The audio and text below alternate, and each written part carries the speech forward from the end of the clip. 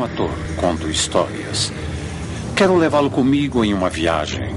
E pelo caminho eu contarei algumas das mais antigas e maiores histórias da Terra. As histórias da Bíblia.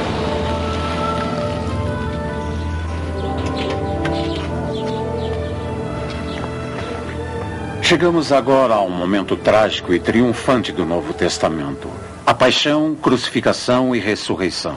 E voltamos à cidade de Jerusalém, onde nossa história se inicia e termina.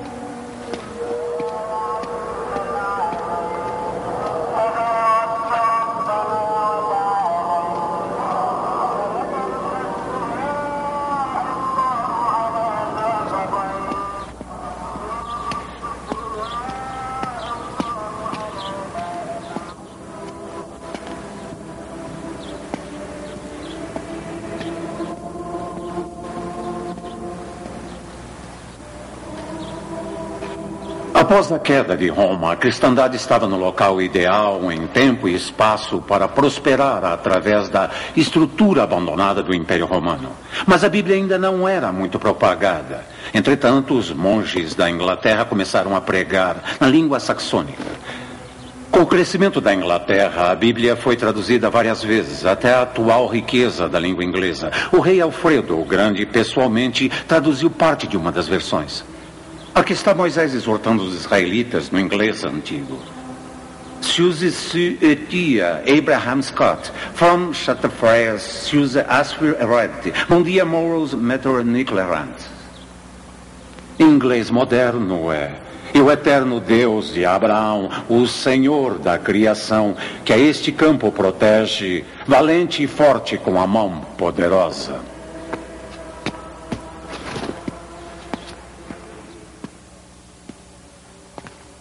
O século XV trouxe um importante marco na história da humanidade, a invenção da imprensa.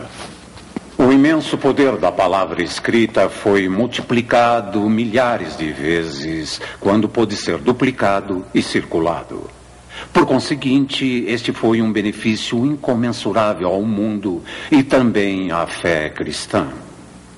Qual terá sido o primeiro livro que Johannes Gutenberg imprimiu em sua nova máquina? É claro, a Bíblia em latim de Gutenberg, em 1456. No século XVI, graças a Gutenberg, a Bíblia estava disponível a qualquer um que pudesse ler, se lesse em latim. William Tyndale fez a primeira tradução definitiva em inglês e a publicou. Mas a Igreja Inglesa proibiu sua circulação, suspeitando da força inerente da palavra impressa, escrita em uma linguagem que as pessoas entenderiam. Um bispo comprou quase todo o estoque de Tyndale e o queimou. Que bom, disse Tyndale. Terei dinheiro para imprimir mais e o mundo saberá da queima da palavra de Deus. No final, eles queimaram Tyndale. Então, Henrique VIII autorizou a publicação de uma tradução totalmente nova, baseada no trabalho de Tyndale. Ele a chamou de a Grande Bíblia e mandou que fosse distribuída em todas as paróquias da Inglaterra, para que todas as pessoas, ricas ou pobres, sacerdotes ou leigos, senhores e damas, maridos, esposas, aprendessem tudo. Mais tarde houve restrições a esta liberdade para fazer com que Robert Williams escrevesse em uma cópia: sou pastor, comprei esse livro de preço de 14 pennies quando foi decretado que pastores não podiam lê-lo. Eu peço a Deus que corrija esta ignorância. E sua prece foi atendida. Pouco tempo depois, sob Henrique e sua filha Elizabeth I, a Grande Bíblia era lida em toda a Inglaterra. Elizabeth foi sucedida por Jaime, o primeiro rei escocês na Inglaterra. Logo após ele subir ao trono, decidiu comissionar uma nova tradução definitiva da Bíblia. Sendo ele próprio de uma educação clássica, apontou 6 diferentes painéis de 47 estudiosos ao todo para o trabalho. Trabalhavam separados em Westminster, Oxford e Cambridge, cada grupo fazendo diferentes capítulos para um novo texto em inglês baseado em fontes gregas e hebraicas, assim como nas traduções inglesas que iria substituir. Quando isso foi feito, cada painel enviou representantes com o novo texto a um quarto painel, que compôs o texto final a ser submetido ao rei Jaime. O trabalho valeu a pena. Em 1611, após 7 anos de esforços, a Bíblia do Rei Jaime foi publicada e, salvo seu objetivo eclesiástico, foi reconhecida como um grande trabalho de literatura e descrita não só como um monumento à prosa inglesa, mas como o único trabalho de arte já criado por um comitê. Após quase 4 séculos, ainda é usada em igrejas de língua inglesa em todo o mundo. Importante também é o fato de que a Bíblia do Rei Jaime, juntamente com Shakespeare, ajudaram a moldar o idioma inglês. E à medida em que o inglês passou a ser mais usado em todo o mundo, tornou-se a língua internacional de nossos dias. Se é possível dizer isso de algum trabalho publicado, certamente é a Bíblia. Por que a tradução do Rei Jaime é tão boa? Com certeza a melhor. O que torna uma escrita boa? Sentenças fortes, simples, nomes e verbos vivos e ativos, imagens coloridas, bom diálogo. Quando é tão bom assim, também toca o coração. Agora vamos iniciar o fim da história, ou o fim do início. Quando Jesus e seus discípulos entraram na cidade, a era da pregação silenciosa acabou. Jerusalém não era uma cidade quieta. Pilatos, o governador romano, tinha que se preocupar com fanáticos e outros grupos rebeldes. Os sacerdotes de Israel se preocupavam com falsos profetas, que confundiam o povo. As novas ideias de Jesus ainda não eram totalmente compreendidas ou aceitas, mas eram populares. Isso o tornava perigoso. Todos os 4 evangelhos descrevem a tempestade que se formava quando Jesus, sem saber de seu destino, ia ao seu encontro. Os fariseus, um secto restrito de judeus na época, certamente achavam a pregação de Cristo repreensível. Pressentindo o perigo, talvez sangue no ar, alguns dos seguidores de Cristo começaram a se afastar, embora seus discípulos originais permaneceram fiéis, por enquanto. A Bíblia Sagrada, contendo o Antigo e o Novo Testamento. Século I depois de Cristo. Anfiteatro romano em Beit Shean, Israel. Havia muitos murmúrios entre a multidão a seu respeito. Alguns diziam, ele é um bom homem. Mas outros diziam, não, ele desvia as pessoas. E Jesus foi ao templo dizendo, meus ensinamentos não são meus, mas daquele que me enviou. Aquele que o quiser, saberá se sou de Deus ou se falo por mim. E alguns diziam, esse é aquele a quem querem matar? Ora, ele fala abertamente e não dizem nada a ele. Será que os senhores sabem que este é o Cristo? E alguns respondiam, sabemos de onde vem este homem, mas quando Cristo vir, ninguém saberá. Jesus disse, vós me conheceis e sabeis quando vim, mas não venho por mim, e sim por aquele que não conhecerdes. Os fariseus ouviram a multidão murmurando e o chefe dos sacerdotes mandou que oficiais o pegassem, mas quando o ouviram gritar, se um homem tem sede, que venha a mim e beba. Alguns desses homens disseram, esta é a verdade, o profeta, este é o Cristo. Mas alguns disseram, ora, o Cristo vem então da Galileia? Não dizem as Escrituras que o Cristo vem de Belém? Ainda assim, nenhum homem o tocou. O chefe dos sacerdotes perguntou, por que não o trouxestes? Também fostes desviados? O oficial respondeu, nunca houve um homem que assim falasse. E, depois disso, Jesus apontou outros discípulos e os mandou de 2 em 2 para todas as cidades e disse a eles, a colheita já vai chegar, mas não há trabalhadores. Ide, portanto, a ela, mas vigiai. Eu vos mando como a cordeiros aos lobos. Em todas as cidades que entrais, dizeis, o reino de Deus é noite. Eu vos mando a marchar sobre serpentes e escorpiões, mas nada vos machucará, pois vossos nomes estão no paraíso. E Estava, pois, perto a festa dos pães ázimos, chamado a Páscoa, e muitos foram dos campos até Jerusalém para se purificar. Já no templo perguntaram por Jesus: que vos parece? Não virá ele à festa? Pois os sacerdotes tinham dado ordem para que, se alguém soubesse onde ele estava, o denunciasse para o prenderem. Os fariseus acataram um conselho de como fazer isso e mandaram espiões dizendo: Mestre, sabemos que falas e ensinas com verdade o caminho de Deus e não dás preferências a ninguém. Dize-nos, pois, que te parece? É lícito pagarmos o tributo a César ou não? E Jesus disse a eles: Mostrai-me uma moeda. E lhe mostraram uma moeda. E disse: De quem é a efígie e a inscrição? E eles disseram: De César. E ele disse: Dai, pois, a César as coisas que são de César, e a Deus as coisas que são de Deus. E maravilhados de sua resposta partiram.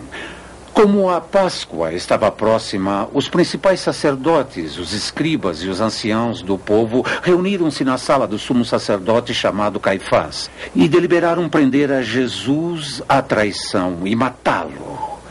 Mas diziam: não durante a festa, para não haver tumulto entre o povo. Estando Jesus em Betânia, nesta época, em casa de Simão, o leproso, e sentando para comer, a mulher Maria Madalena chegou com um vaso de alabastro cheio de precioso bálsamo, que lhe derrubou sobre a cabeça. Vendo isso, Judas Iscariotes perguntou: para que esse desperdício? Esse perfume podia ser vendido por muito dinheiro e dar-se aos pobres. E todos murmuravam contra ela. Mas Jesus disse a eles: por que afligis esta mulher? Ela praticou uma boa ação. Sempre tereis convosco os pobres, mas a mim não haveis de ter sempre. Ela derramou perfume para o meu sepultamento. Em verdade, eu vos digo que onde quer que esse evangelho for pregado em todo o mundo, também fará referência ao que ela fez, para memória sua.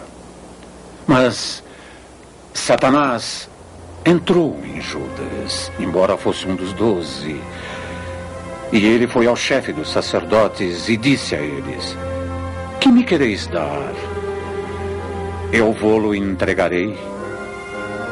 Eles pensaram e deram a ele 30 moedas de prata. E dali em diante, ele procurou trair Jesus.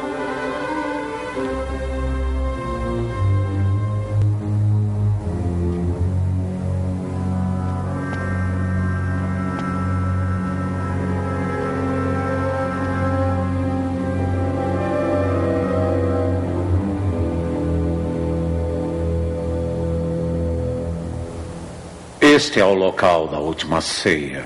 Já foi reconstruído várias vezes, a última sendo pelos cruzados. Mas este é o lugar onde dizem que Jesus reuniu seus discípulos para o fatídico jantar na noite de sua traição. Como eu já disse, Jerusalém é uma cidade cheia de significado espiritual. No andar abaixo fica o túmulo de Davi, antigo rei de Israel. Será que Jesus sabia disso? E o mais importante, será que ele viu a teia de tramas à sua volta, as pequenas armadilhas? Ele controla com facilidade a questão do pagamento de tributos. Mas será que sabe que Judas o trairá antes mesmo que Judas o faça? Nestas últimas cenas, o ponto central, o âmago do Novo Testamento, é Jesus, o Messias? Os ensinamentos não são meus, mas daquele que me enviou. Ele diz, e com estas palavras sela o seu destino. Mas primeiro é dia de festa, a Páscoa. Ele não será levado para não causar um tumulto entre o povo. Então há tempo para uma refeição sossegada com os discípulos, a divisão do pão e do vinho, a primeira comunhão e para Jesus a última Páscoa. Bem, no primeiro dia da festa, os discípulos fizeram o que lhes ordenou Jesus e prepararam a Páscoa. E quando se fez noite, ele veio com os 12 e se sentou a comer. Enquanto comiam, Jesus levantou-se da ceia e, tomando uma toalha, cingiu-se com ela e colocou água numa bacia e começou a lavar os pés dos discípulos e a enxugá-los. Aproximou-se de Pedro, que lhe disse: Senhor, nunca me lavarás os pés? E Jesus respondeu: Se eu não te lavar, não tens parte comigo. O que eu faço não o sabes agora, mas o compreenderás depois. Tu estás limpo, mas não todos. Ele voltou para a mesa e disse: Entendeis o que eu fiz? Vós me chamais de mestre e senhor e dizeis: Bem, em verdade eu vos digo que um de vós me trairá. Sua mão está comigo nesta mesa. Os 12 se entreolharam, duvidando, e disseram a ele um após outro: Senhor, sou eu. E ele respondeu: É ele que mete comigo a mão no prato, esse me trairá. O Filho do Homem vai, como acerca dele está escrito. Então Judas disse: Mestre, sou eu? E Jesus respondeu: Tu disseste. O que está prestes a fazer, faz-o depressa. Nenhum homem na mesa sabia o que ele dizia a Judas, que saiu imediatamente. Era noite. Quando Judas se foi, Jesus disse: Ouçam, ainda por um pouco eu estou convosco, e um novo mandamento eu vos dou. Amai-vos uns aos outros, como eu vos amei, e nisto conhecerão todos quem sois.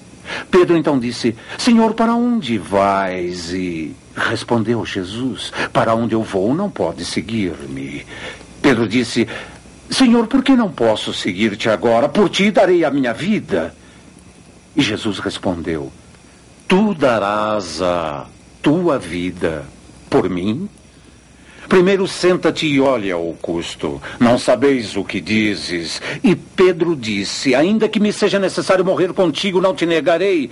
E Jesus respondeu: Em verdade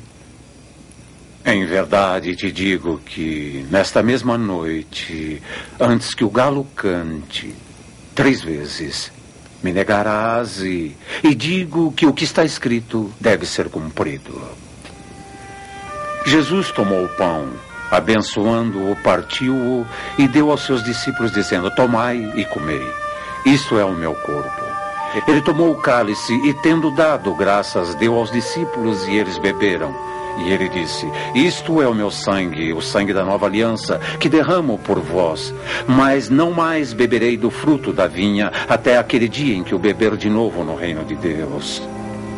Não se turbe o vosso coração. Na casa de meu pai há muitas moradas. E se não fosse assim, eu vou-lhe teria dito. E se eu for, eu virei outra vez, para que onde eu estiver estejais vós também. Vós conheceis o caminho para onde eu vou.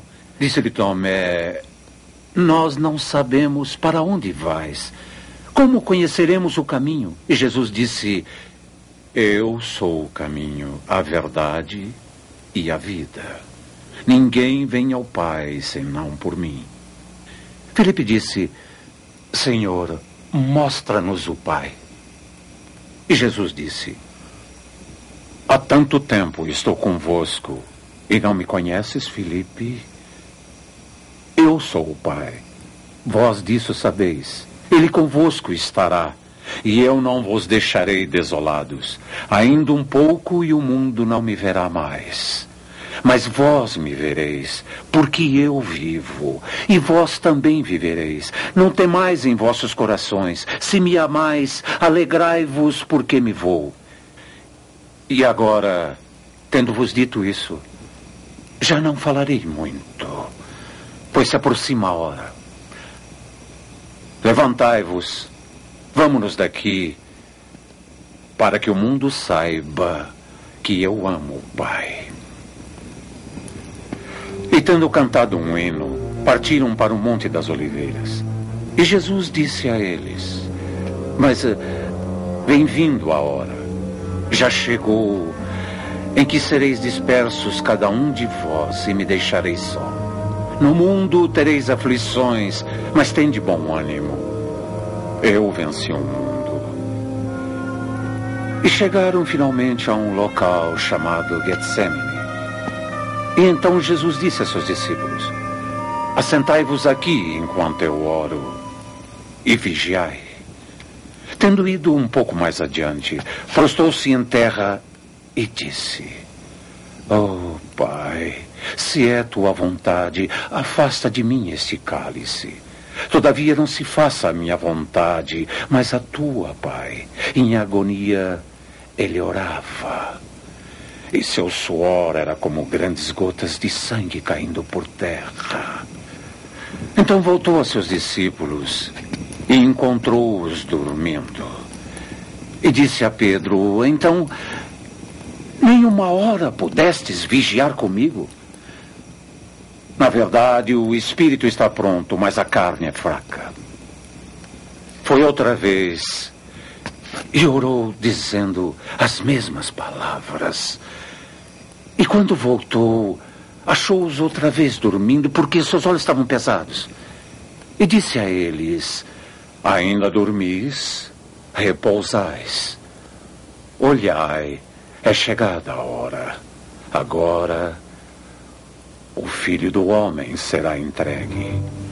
Enquanto ainda falava, chegou Judas e com ele um bando de soldados com espadas e tochas.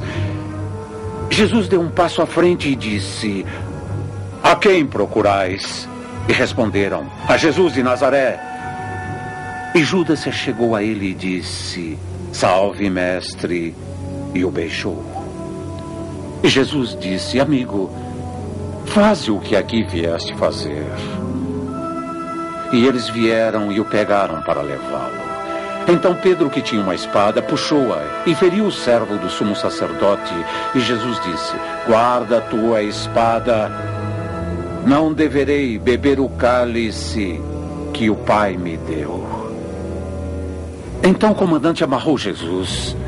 E Jesus disse a ele: Sais com espadas para me prender, como a um salteador. Todos os dias estive convosco no templo e não me prendestes. Mas é chegada a hora, e que seja feito. Então os discípulos, deixando-o, fugiram.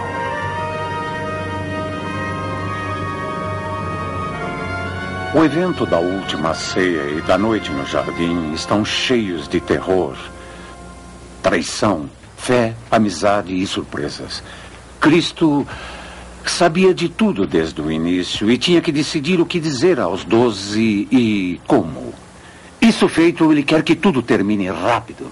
Faça-o, diz a Judas.